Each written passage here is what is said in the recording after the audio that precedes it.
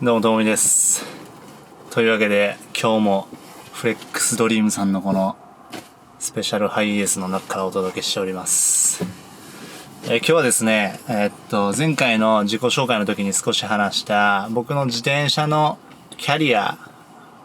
いつ初めてどんな自転車乗ってきたかみたいなところを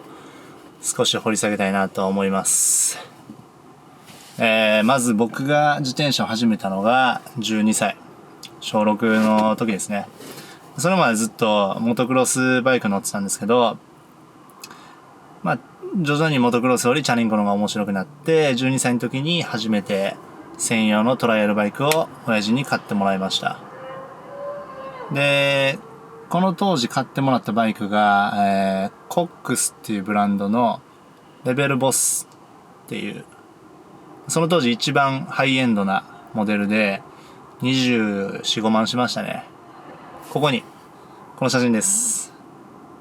はい。この写真のバイクを乗ってたんですけど、一番いいバイクを買ってもらって、で、そっからトライアルライフがスタートしました。初めて試合に出たのが、その半年後とか、小6か中1かちょっと忘れましたけど、それぐらいの時に初めて地元の草大会 KJT っていう大会に出て、でミディアムクラスという真ん中のクラスの、部門で優勝して、でその時にすげえ嬉しかったし、であんまり周りにそうやって自転車やってる人がいなかったんで、そこで友達もできて、そっからさらに自転車が楽しくなったのを覚えてますね。でそっからずっと、自転車好きでもう毎日乗りながら庭にセクション作って、もう庭もともとずっと芝生やったんですけど、そこにパレットとか木で何かいろいろ箱とか作って、もう本当に庭が全部練習エリアになって、そこで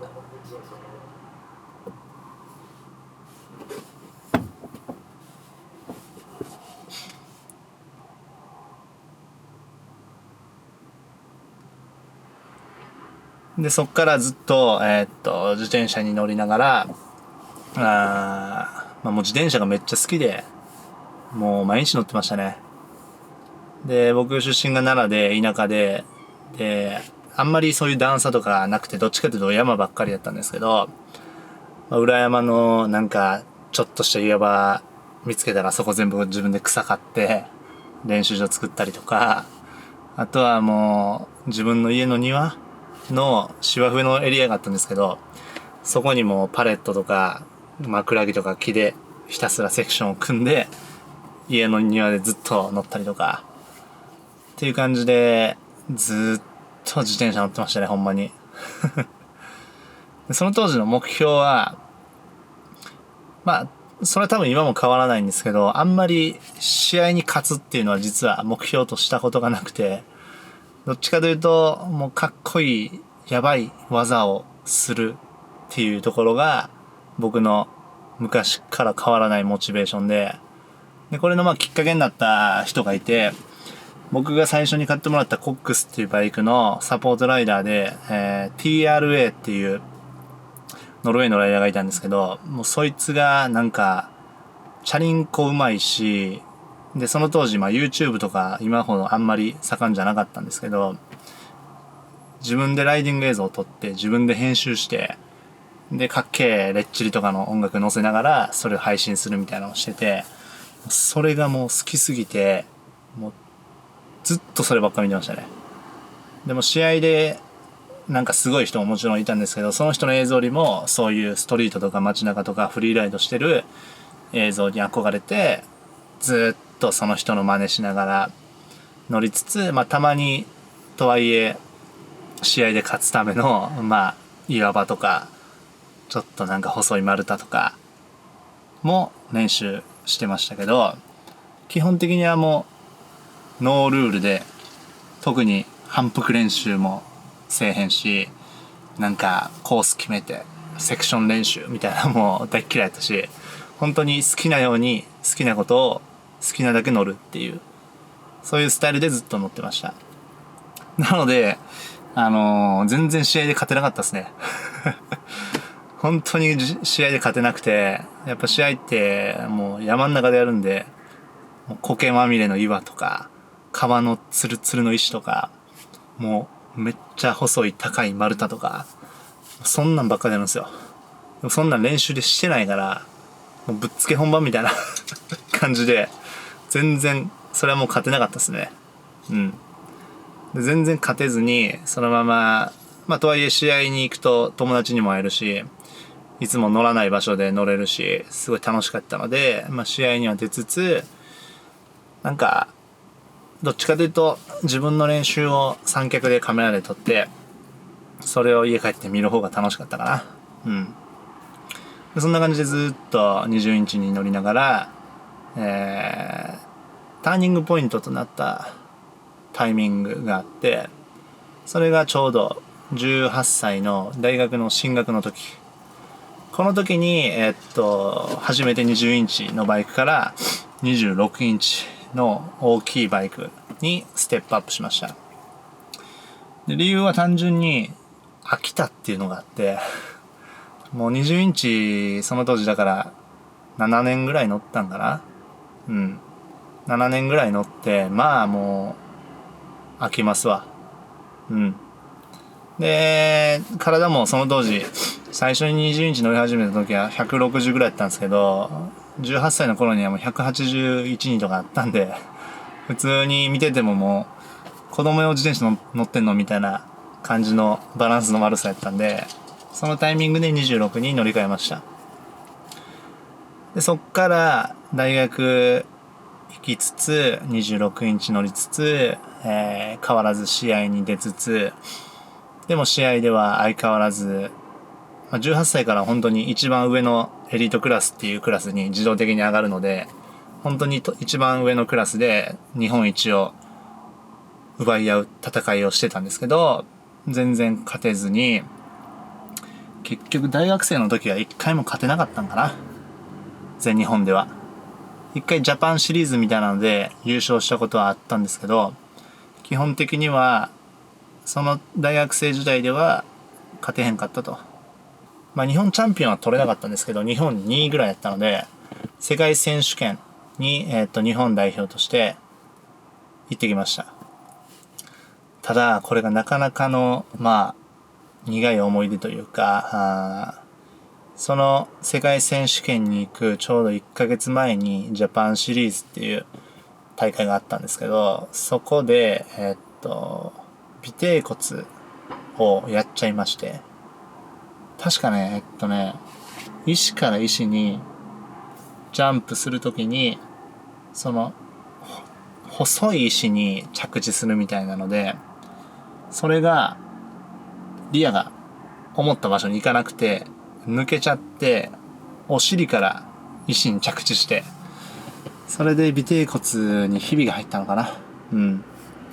それで、1ヶ月間、もう歩くのも痛いし、寝るのも痛いし、もちろん自転車にも乗れないし、みたいな状態が続く中、1ヶ月後に世界選手権、しかもそれもすでにお金も振り込んで、その当時だから日本代表といえど実費なんですよ全部。なので40万ぐらいお金を振り込んで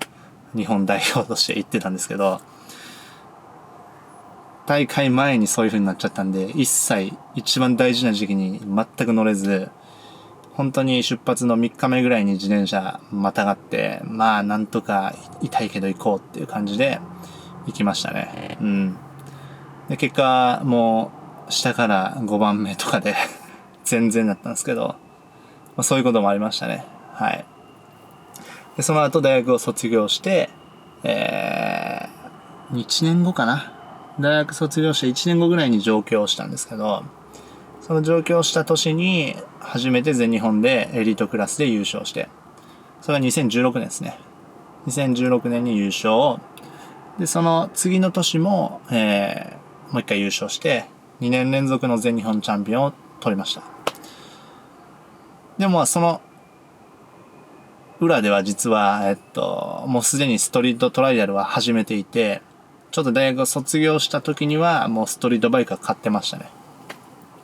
なので、大学卒業と同時にストリートやりつつ、バイクトライアルもやりつつ、バイクトライアルで大会出てる時も、ストリートトライアルもやってたみたいな。でもその時は実は、もうなんか、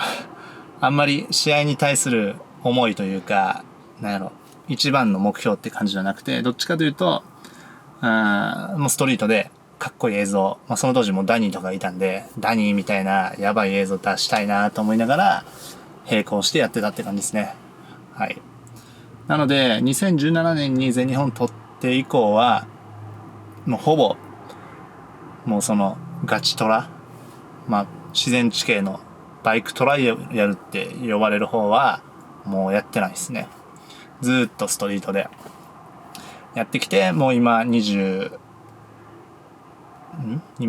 なんで、何年やってんの ?5 年、ストリートの方やってます。でも、その5年間もずっとストリートトライアルかっていうとそうじゃなくて、たまにはそうやってガチトラも乗りつつ、で、今やってるコナ、エンデューロバイクをちょうど3年前ぐらいから、サポートいただけることになって、ダウンヒルやったりとか、フリーライドやったり、みんなでなんか里山行ったりとか、割とそのマウンテンの方にもどんどん楽しくなってきて乗るようになりましたね。うん。で、その中で、忍者ライダーであったり、チェイスハーであったり、いろんな映像を作ってきたという感じです。これが僕の自転車のキャリアになります。なんか基本的には好きなことを好きなようにやってるっていう感じで、特に誰に練習しろって言われるわけでも、大会で勝てって言われるわけでもないので、ほんまに好きなように好きなことを好きなだけやってるっていうスタイルです。で、多分これは今後も変わらずにこんな感じでやっていこうかなと思います。いろんなスタイルの人がいるよね。ほんまに。大会で勝とうって思う人もいれば、大会興味なくてずっとストリートで乗ろうっていう人もいれば、もう映像を作りたいっていう人もいれば、本当にいろんな人がいるし、どれも間違いじゃないし、要はもう楽しければいいよね。うん。自分が楽しければ、それでよし。親に大会で勝てって言われようが、練習しろって言われようが、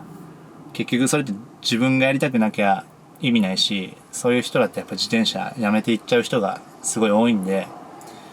もし親の人がこれを見ているんであれば、あくまでやっぱりその本人がやりたいって思うことを全力で何かサポートしてあげるようにしてくれると、より僕みたいに自転車大好きでもうやめれない状態になっちゃうと思うので、そういう感じでみんなが楽しめればいいかなと思います。